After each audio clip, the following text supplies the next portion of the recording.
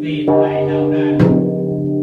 Giờ này quý ngài thêm một lần nữa hoan hỷ dưới sự áp bách của chúng con và nhận tích quan lâm chánh niệm để cử lễ khai quyết tu viện thì tôn lên và chữ lên.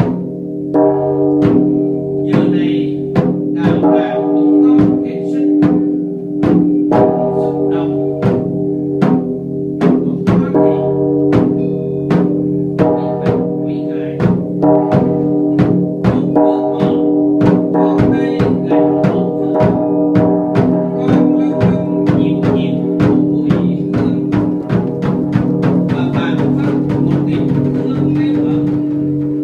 Con tự nhủ đã qua rồi, đã qua rồi cơn ác mộng.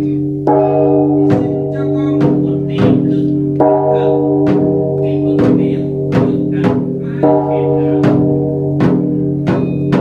Quý ngài vì hạnh nguyện đổ sách, vì hạnh nguyện lưu Phật pháp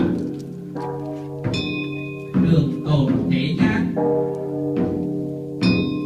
mà ở nơi đâu cũng có bước chân của quý ngài, và ở nơi đâu có bước chân của quý ngài là ở đó hoa sen đua nở.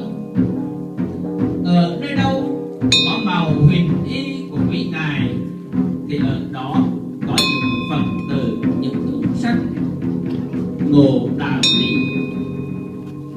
phát khởi thiện tâm. Ở nơi đâu có ngôi chùa, có đạo tràng thì ở nơi ấy hạnh phúc an bình được lan tỏa,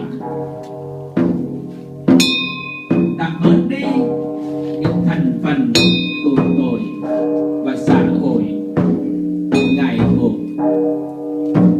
được tốt đẹp an bình hơn.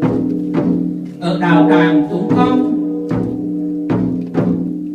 với một phước phần nhỏ mọn được gây dựng cách đây 3 năm, nhưng không ngừng sự thương tưởng của quý ngài, và giờ này quý ngài thêm một lần nữa đã nhận tích quan lâm tác lễ cho chúng con. Giờ này đạo tràng của chúng con đã trang nghiêm thanh tịnh